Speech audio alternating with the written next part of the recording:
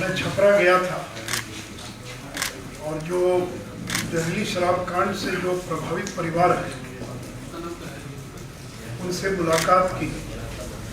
मेरे साथ स्थानीय सांसद महाराजगंज के श्री जनार्दन सिंह सिग्रीवाल और तरैया के माननीय विधायक श्री जनक सिंह भी साथ थे। लगभग 2 दर्जन परिवारों से मुलाकात किया और लगभग 7 घंटा लग गया तो 2 दर्जन लोगों से 2 दर्जन परिवारों से मुलाकात करने में। मित्रों, इस जहरीली शराब कांड के बारे में सारे चैनल्स में, मीडिया में काफी विस्तार से चीजें आई हैं, लेकिन मैं कुछ बातों की ओर ध्यान आकृष्ट करना चाहूँगा कि देखिए, छपरा के अंदर मरने वालों का आंकड़ा 100 पार कर चुका है। सरकार आंकड़ों को छिपा रही है। बड़ी संख्या में लोग थे जिन लोगों ने पुलिस के डर से, प्रशासन के डर से बिना पोस्टमार्टम करे ले जाकर शव को जला दिया। पुलिस वाले घर घर घूम रहे थे कि अगर शिकायत करोगे, पोस्टमार्टम की बात करोगे तो जेल चले जाओगे। तो लोग इतने डरे हुए थे, एक भय का माहौल, एक आतंक का माहौल पैदा कर दिया पुलिस। और इसलिए जो सरकार मरने वाले आंकड़ों को जो छिपाती है, उसका एक बड़ा कारण ये कि बड़ी संख्या में लोगों ने बिना पोस्टमार्टम कराए अपने शव को दूसरी जगह जाकर जला दिया। अधिकांश लोग पहले मसरक प्राइमरी हेल्थ सेंटर पर गए। वहाँ कोई ना डॉक्टर, ना नर्स, ना स्ट्रेचर, ना एम्बुलेंस, कोई इंतजाम नहीं था। और डॉक्टर ने कहा कि आप सीधे जाइए छपरा। छपरा गए तो छपरा का भी वही हाल था। तो कहा कि पीएम से रेफर कर देते, और अच्छी संख्या में लोग रास्ते में मर गए। अगर सरकार ने अस्पतालों में योग्य व्यवस्था की होती तो बड़ी संख्या में लोगों को बचाया जा सकता है। 2 घूंट अगर किसी ने शराब पी ली तो उसको मार दिया जाए, उसको मरने दिया जाए, ये कहीं भी नीतीश जी आपकी नैतिकता नहीं हो सकती। आप करें कि जो पिएगा वो मरेगा। पूरे प्रशासन ने यही इंतजाम कर दिया है कि जो पिएगा वो मरेगा। ऐसा इंतजाम कर दिया पुलिस ने, प्रशासन ने कि पियो और मरो। तुमको बचने का अधिकार नहीं है, तुमको जीने का अधिकार नहीं है। क्या 2 घूंट अगर पी लिया किसी गरीब ने, जो कानूनी गलत है, तो क्या उसको मरने दिया जाए? परिवार के लोग अपने आंखों के सामने लोगों को मरने दे रहे हैं, जो कि डर है कि पुलिस पकड़ कर ले जाए। तो इसलिए जो नीतीश जी कहते हैं जो पिएगा वो मरेगा, से मैंने कहा कि प्रशासन ने ये इंतजाम कर दिया कि पियो और मरो। कहीं भी कानून में मरने का प्रावधान नहीं है। कानून में यही प्रावधान है कि आप पिएंगे तो आपको इतना फाइन होगा, इतनी जेल होगी, फलाना होगा। लेकिन ये नहीं है कि जो पिएगा वो मरेगा। ये कहीं लिख दीजिए कानून के अंदर, जो पिएगा वो मरेगा। आपने कानून में क्यों नहीं लिखा? एक बड़ा से बड़ा अपराधी भी अगर घायल हो गया तो अस्पताल में उसका उपचार और इलाज होता है। लेकिन यहाँ इतने निर्दयी, इतने संवेदनहीन हो गए मुख्यमंत्री कि लोगों को मरने दे रहे हैं, लोगों को जीने का अधिकार नहीं है, लोगों को मरने दिया जाए, और बड़े अहंकार के साथ कहते हैं जो पिएगा वो मरेगा। इसलिए मित्रों, ये कुल मिलाकर जो स्थिति बनी है, और ये भी लोगों ने बताया कि जो जहरीली शराब थी वो थाने से उसकी आपूर्ति की। जो थाने में जब्त हुई शराब रखी हुई थी ड्रम में, बाकी में, उसमें से शराब गायब हो गई, स्पिरिट गायब हो गई। और थाने वालों ने, पुलिस प्रशासन ने उस स्पिरिट की आपूर्ति कर दिया। जो बनाने वाले लोग थे, जो लोकल बनाने वाले लोग थे। इसलिए जो जहरीली शराब से लोग मरे, इसके लिए अगर कोई जिम्मेवार तो शासन और प्रशासन जिम्मेवार है, क्योंकि आपने जहरीली शराब परोसने का काम आपके महकमे ने किया, सरकार के लोगों ने किया। और मरने वाले जितने भी हैं, दलित, महादलित, अति पिछड़ा, आदिवासी तो इस इलाके में नहीं है, लेकिन 90% जो मरने वाले हैं वो समाज के इन्हीं गरीब तबके के लोग हैं जिनको मरने दिया गया है। और देखिए सरकार आंकड़ों को कैसे छिपाती है। नेशनल क्राइम रिकॉर्ड ब्यूरो है भारत सरकार का, जिसमें हर अपराध का आंकड़ा राज्य सरकार भेजती है, क्योंकि भारत सरकार कोई आंकड़ा इकट्ठा नहीं करती है, राज्य सरकार आंकड़ा भेजती है। नेशनल क्राइम रिकॉर्ड ब्यूरो के अनुसार 6 साल में बिहार में केवल 23 मौत हुई है, 23। कोई इसको विश्वास करेगा, कोई भरोसा करेगा इस बात पर कि केवल 23 मौत हुई है। जो गोपालगंज में पहला कांड हुआ खजूरबन्नी में, जिसमें 19 लोग मरे और 14 लोगों को सरकार ने मुआवजा दिया, उस साल आंकड़ा सरकार दिखा रही है केवल 6 लोगों के मरने का पूरे बिहार में। तो सरकार आंकड़ों को किस तरह से दबा रही है, ये उसका एक उदाहरण है कि सरकार आंकड़े भेज दे रही है और कहती है देखिए हमारे तो बहुत कम लोगों की मौत हुई। अब अखबार लिख रहा है बिहार के छपरा में 70, 80, 90, 100 कुछ भी लिख रहे हैं, लेकिन सरकार के आंकड़े में लिस्ट पे वो अज्ञात बीमारी से मौत है, वो तो उसी को मौत मानेंगे जहरीली शराब से, जिसका पोस्टमार्टम हुआ नंबर 1, पोस्टमार्टम के बाद जिसका विसीरा जांच के लिए गया फॉरेंसिक लैब में, 2 महीने बाद उसकी रिपोर्ट आई। इस रिपोर्ट में अगर जहर पाया गया तब जाकर वो जो है माना जाएगा कि वो जहरीली शराब से मौत हुई। तो 6 साल में सरकार कह रही है कि केवल 23 मौत हुई है बिहार के, और मुख्यमंत्री कह रहे हैं कि किसी भी कीमत पर मैं मुआवजा नहीं दूंगा। मेरे पास एक अखबार की कटिंग है अगस्त 2018 की, रोहित कुमार सिंह, उन्हीं की स्टोरी है, जिसे मुख्यमंत्री कह रहे हैं says compensation to be given when liquor proved cause of death. मुआवजा दिया जाएगा अगर ये प्रमाणित हो गया कि मौत का कारण जहरीली शराब। ये खजूरबन्नी की घटना के बाद है। और आगे मुख्यमंत्री कहते हैं he said if the deaths are due to which यानी जहरीली शराब, compensation of 4 lakh each would be given to the family members of the victims। ये मुख्यमंत्री का बयान है जो सारे अखबारों में छपा। और इतना ही नहीं, तो बिहार उत्पाद अधिनियम 2016, बिहार उत्पाद अधिनियम 2016 है, उसकी धारा 42 कहती है कि मृत्यु होने पर डीएम को ये पावर है कि 4 लाख रुपया मुआवजा दिया जा सकता है। ये Bihar excise and prohibition act 2016, मैं उसके अंश को पढ़ना चाहूँगा। मैंने उसकी कॉपी आपको लगा दिया, उसके अंदर आपके एनेक्शन में दिखेंगे पेज नंबर 4 जो है उसके अंदर वो दिया हुआ है, उसकी कॉपी मैंने लगा दिया है, मैं 2 मिनट पढ़ता हूँ। कॉम्पनसेशन भुगतान करने हेतु कलेक्टर द्वारा आदेश, दंड प्रक्रिया संहिता 1973 में इस अधिनियम के अधीन डीएम को अधिकार है कि आदेश पारित करते समय यदि उसे लगता है कि किसी स्थान पर बेचे गए शराब के सेवन के कारण किसी व्यक्ति की मृत्यु हुई या बीमार हुआ, तो वह निर्माता विक्रेता चाहे वह किसी अपराध में दोष सिद्ध हुआ हो या नहीं, कॉम्पनसेशन के रूप में प्रत्येक मृतक के प्रतिनिधि को कम से कम 4 लाख रुपया, गंभीर रूप से क्षतिग्रस्त व्यक्ति को 2 लाख रुपया, तो किसी अन्य चोट खाने वाले व्यक्ति को 20,000 रुपया भुगतान करने का आदेश देगा। जिले का कलेक्टर लोक मांग वसूली अधिनियम के तहत लोक मांग के अनुरूप उक्त कॉम्पनसेशन विक्रेता निर्माता से वसूल कर सकेगा। मतलब क्या हुआ कि जो विक्रेता है, जो मैन्युफैक्चरर है, जो सेलर है, उससे पैसा वसूला जाएगा और उससे पैसा वसूल कर मरने वाले या बीमार लोगों को पैसा 4-4 लाख 2-2 लाख रुपया दिया जाएगा।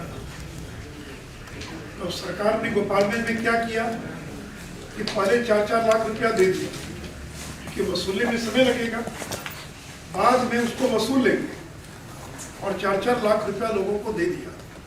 तो अगर खजूरबन्नी में 4 लाख रुपया दिया गया, तो आज जहरीली शराब कांड साल में क्यों नहीं दिया जाएगा? और इतने गरीब लोग हैं। नीतीश जी, आपकी संवेदना मर गई है क्या? एक बार जाकर देखिए, जो पत्रकार गए, कितने गरीब लोग हैं, किस प्रकार के लोग हैं, जिनको कुछ पता नहीं है, मौत के अलावा कुछ नहीं जानते हैं कि उनके बच्चों को जीविका अधिकारी वो भीख मांगेंगे। मामूली बात पर सरकार लाख 2 लाख रुपया दे देती है। कोई अगर रॉन्ग साइड चल रहा सड़क पर और दुर्घटना में मौत हो जाए तो उसको भी 4 लाख रुपया मिल जाता है। तो सरकार नहीं ना करती है कि चूंकि आप रॉन्ग साइड चल रहे थे इसलिए आपको मुआवजा नहीं मिले। बस पे छत पर चढ़कर चलने का प्रावधान नहीं है, बस के भीतर बैठ के जाना है और बस उलट गई, लोग मर गए जो ऊपर छत पर बैठे हुए थे। तो सरकार क्यों देती है उनको मुआवजा? कहती सरकार कि आप तो कानून का उल्लंघन कर रहे थे, बस की छत पर बैठे थे, हम आपको कोई मुआवजा नहीं देंगे। तो यानी मामूली बात पर मुआवजा देने वाली सरकार और इन गरीबों के प्रति इतनी संवेदनहीन कि करे कि कुछ भी हो जाए मेरी कोई सहानुभूति नहीं है। अरे मर गया कोई आदमी, गरीब आदमी मर गया, कोई सहानुभूति तो होनी चाहिए, संवेदना तो होनी चाहिए। ठीक है, आप कह सकते गलत काम किया, लेकिन फिर भी मृत्यु हो गई, मौत हो गई, तो मैं शोक व्यक्त करता हूँ, मैं संवेदना व्यक्त करता हूँ। लेकिन इतनी हृदयहीनता, इतनी संवेदनहीनता कि मुख्यमंत्री कहे कि मेरी कोई और किसी प्रकार का और मेरी कोई सहानुभूति नहीं है। ठीक है, उनके प्रति आपकी सहानुभूति नहीं भी हो सकती है, उनके परिवार के प्रति तो सहानुभूति होनी चाहिए ना। क्या ये सरकार दलित विरोधी है, अति पिछड़ा विरोधी है? ये सरकार जो आदिवासी उनके उसके विरोधी है? तो कल तो आप ये भी कर सकते, उसकी विधवा को विधवा पेंशन भी नहीं मिलेगा क्योंकि उसका परिवार गरीब पीकर मर गया, सरकार की किसी योजना का लाभ नहीं मिलेगा। ये आपका कानून कहता है, जिस कानून की फोटो मैंने आपके सामने दे दिया है, उसकी अंग्रेजी की भी कॉपी है, जो अंग्रेजी लेना चाहेंगे उनको अंग्रेजी कॉपी दे दूंगा। तो अगर एक्साइज और प्रोहिबिशन एक्ट की धारा 42 में यह प्रावधान है तो मुख्यमंत्री जी आपको देना पड़ेगा। बोलेंगे फिर दिखा दें। और गरीबों को मुआवजा दिलवाने के लिए भारतीय जनता पार्टी और किसी भी सीमा तक जाएगी। जैसे मैंने लिखा कि पहले मौत पर हंसो फिर कहो शोक नहीं मनाऊंगा। तो मौत पर हंसता कोई व्यक्ति हंस रहे और फिर जो गुस्से में आते इतना रौद्र रूप धारण कर लिया, तो मेरे साथ थे तो मैंने कभी नहीं देखा उनका ये स्वरूप। या तो लालू की संगत का असर है या कोई और बात है। बीजेपी वालों को कह रहे हैं कि भगाओ इनको, बीजेपी वालों को कह रहे हैं कि बर्बाद हो जाओगे। ये भाषा नीतीश कुमार की। कभी लालू यादव के लिए भी उन्होंने इस भाषा का प्रयोग नहीं किया होगा जब वो विपक्ष में थे, लेकिन आप जिनके साथ 17 साल रहे उनके लिए आप इस प्रकार की भाषा का प्रयोग कर रहे हैं। इसलिए मित्रों, और छोटे मोटे 2-4 अधिकारियों को सस्पेंड कर दिया गया, लेकिन वहाँ के एसपी का क्यों नहीं सस्पेंड किया गया, वहाँ के डीएसपी का क्यों नहीं किया गया? ये कोई पहली घटना नहीं है। 4 महीना पहले उसी के बगल में घटना घटी जिसमें 7 लोग मरे थे जहरीली शराब पीने से। तो जिस एसपी के कार्यकाल में इतनी घटनाएं घट जाए, उसे एसपी पर आपने क्यों नहीं कार्रवाई की? क्या एसपी की किसी दरोगा की हिम्मत है कि बिना एसपी के संरक्षण के और वो खुलेआम शराब बिकवा दे? कहीं न कहीं तो संरक्षण है। और से मैंने कहा कि मुख्यमंत्री जी इस्तीफा दे दीजिए और जल्द से जल्द तेजस्वी यादव को बिहार का मुख्यमंत्री बना दीजिए, क्योंकि उन्हीं के लोग हैं, उन्हीं के समर्थक हैं जो ये शराब का अवैध व्यापार करते हैं। कल मुख्यमंत्री बन जाएंगे तो शायद उनके लिए रोकना आसान हो जाएगा। तो इसलिए मित्रों, स्थिति नियंत्रण के बाहर हो गई है और 4 लाख लोग जेल जा चुके हैं, जैसा मैंने आपको शुरू बताया। उसमें 90% SC ST OBC और इतने गरीब लोग जेल चले गए तो बेल कराने की भी उनके पास पैसा नहीं कि वो बेल करा सके, इतनी भी क्षमता उनकी नहीं। तो 2 घूंट शराब पीने की इतनी बड़ी सजा, मौत उसकी सजा नहीं हो सकती। ये सजा आप दे रहे, मौत उन गरीबों को सजा दे रहे। इसलिए मित्रों, हमारी पार्टी के लोगों ने विधानसभा में, विधान परिषद में और बहुत मजबूती के साथ इस मुद्दे को उठाया है। आगे भी हम उठाएंगे। कल भी पूरे बिहार के अंदर बंद का बाकी का कार्यक्रम आयोजित किया गया था इसलिए मुख्यमंत्री जी को संवेदना दिखानी चाहिए, बीजेपी के लोगों से क्षमा याचना करनी चाहिए और तत्काल उन गरीबों को 4 लाख का मुआवजा देना चाहिए। और मैंने कल ये भी कहा था कि मांझी जी की चुप क्यों हो गए भाई? 10 दिन पहले तक मांझी जी बयान दे रहे थे कि 1 पौवा गरीब पी लिया, कौन सा गुनाह कर लिया? आज मांझी जी चुप है, सीपीआई सीपीएम के लोग चुप हैं, माले के लोग चुप हैं।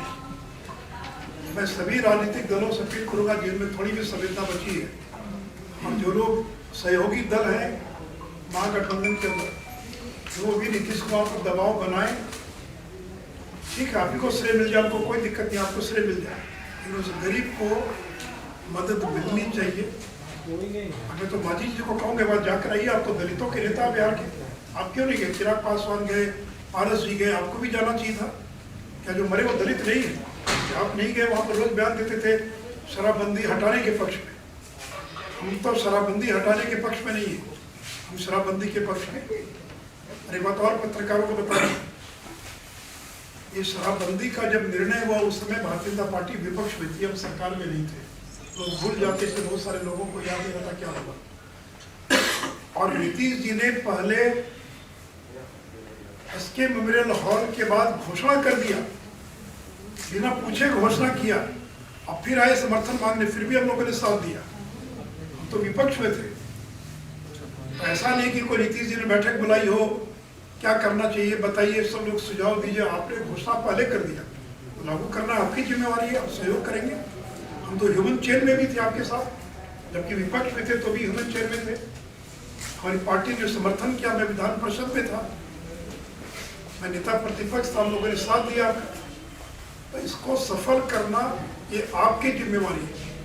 और बार बार हम ये मत कहिए कि बीजेपी के लोग विरोध कर, हम विरोध नहीं कर रहे, हम शराबबंदी के पक्ष में, लेकिन ये निर्णय आपका निर्णय है, आपका व्यक्तिगत निर्णय है, जिस निर्णय में बाद में सभी लोगों ने इस निर्णय में आपका साथ दिया, क्योंकि एक अच्छा काम था। इसलिए आपने अगर हिम्मत दिखाई तो इसको लागू करेंगे, लेकिन नीतीश जी पूरी तरह से फेल कर गए हैं।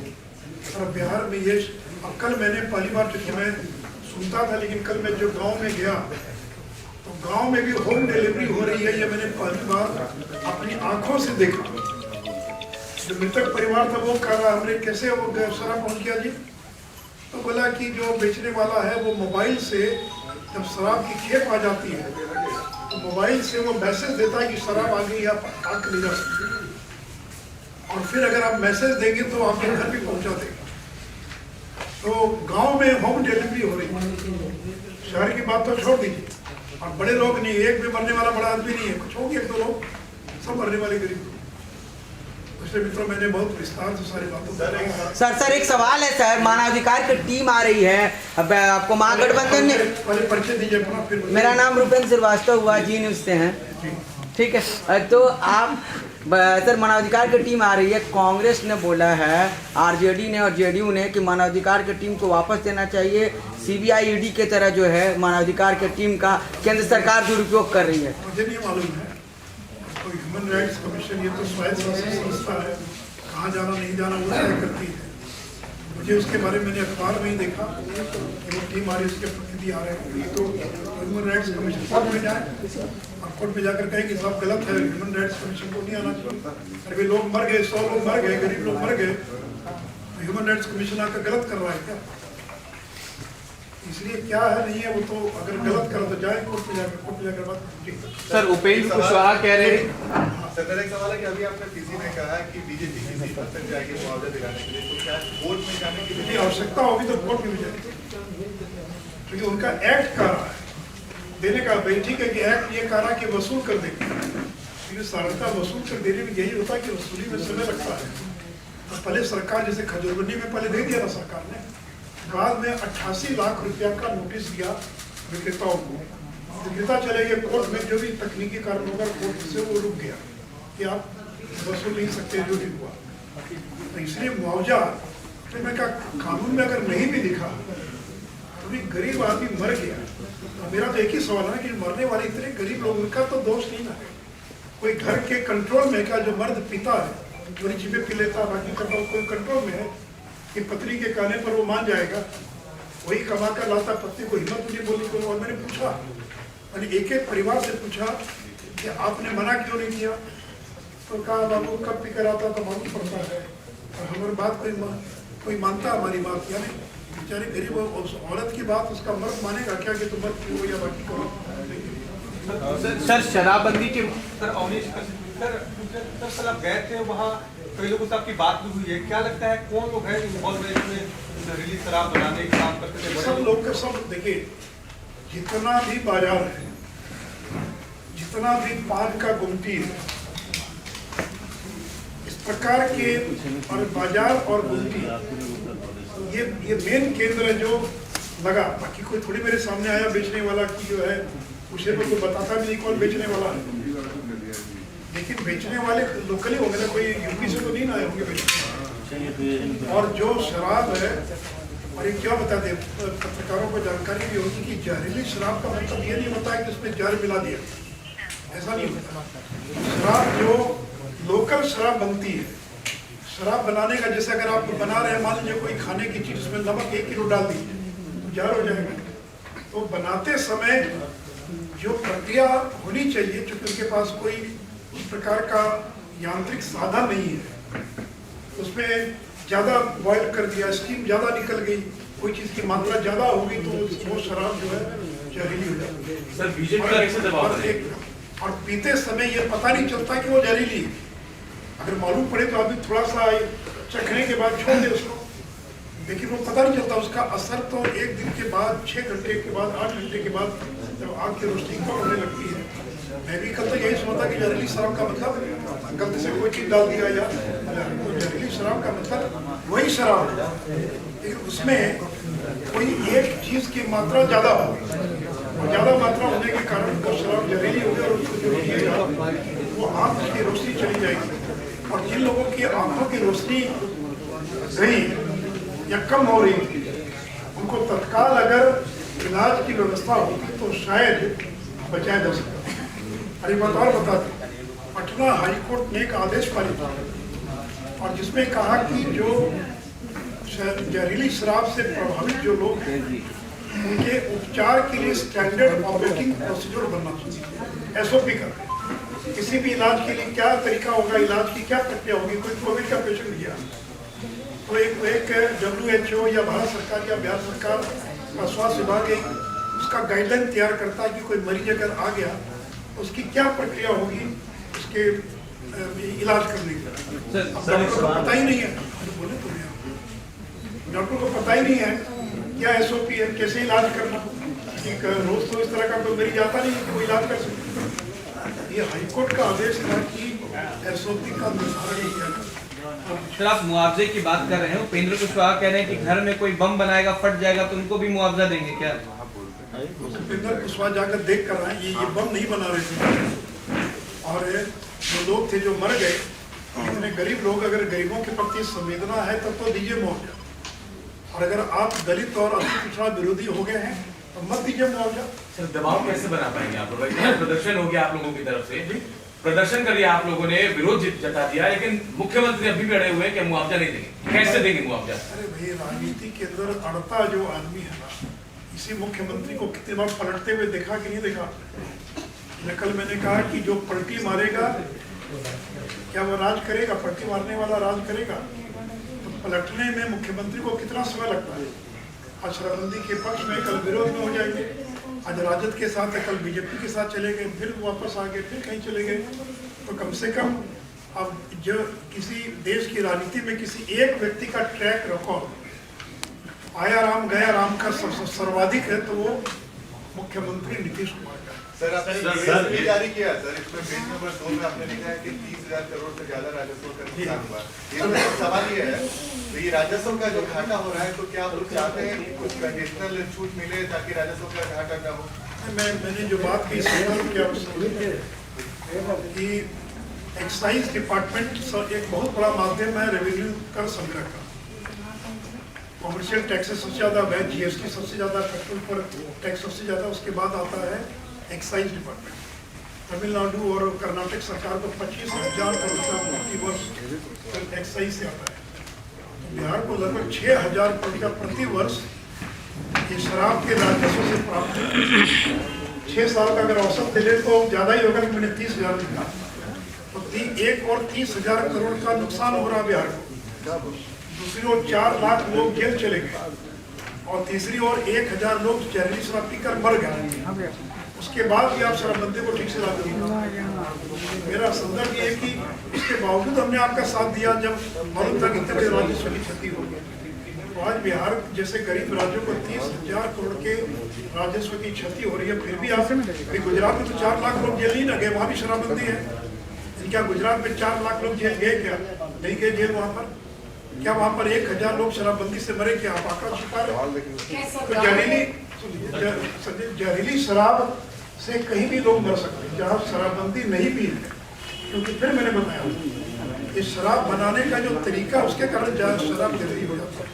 यूपी में लोग मरे तो थोड़ी वहाँ पर कोई शराबबंदी है। तो ये तो शराबबंदी आपके राज्य में कि शराब फिर आई शराब कैसे, इसका जवाब तो आपको देना पड़ेगा। समझे क्या सरकार को सर्वदलीय बैठक बुलाकर इसकी समीक्षा बैठक क्या करे सरकार, वो सरकार जाने। लेकिन नीतीश इतने बुद्धिमान है कि इनको कोई हम सर्वदलीय बैठक बुलाएं, बाकी बैठक बुलाएं, जो करना वो करे। हमारी तो एक ही बात है कि उन गरीबों को 4 लाख का मुआवजा मिलना चाहिए। और हम जब समीक्षा की बात करते हैं तो समीक्षा का मतलब शराबबंदी खत्म करने की बात नहीं करते। आप पूरी चीज की समीक्षा कीजिए। क्या मॉडल हो? गुजरात मॉडल हो, बिहारी मॉडल चले, क्या किया जाए, कैसे किया जाए? गुजरात मॉडल में कुछ लोगों को छूट दी गई है, तो क्या करना, कैसे करना, इसकी समीक्षा कीजिए।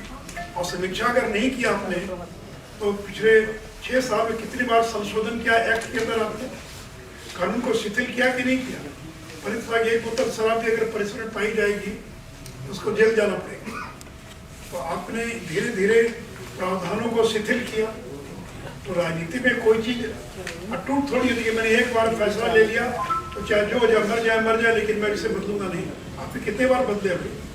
क्योंकि राजनीतिक रूप से नहीं बदले, बल्कि कानून में भी आपने कितनी बार बदलाव किया। सर 2016 की बात कर रहे हैं सर, वो मौत कब हुई थी, मुआवजा कब मिला था, समय क्या था, कुछ है सर आपको? हमसे पूछे, आप पत्रकार आदमी, आपसे लोग, हम आपको दे सकते हैं। आप इसके बाद आइए तो मेरे पास पूरा कटिंग है उसका, पेपर कटिंग, और गूगल पर सर्च कीजिए, आपको पूरा मिल जाएगा। मेरे पास है, ठीक है, तो मैं आपको पढ़ के सुना सकता हूँ। 2016 में खजूर बंदी के अंदर ये घटना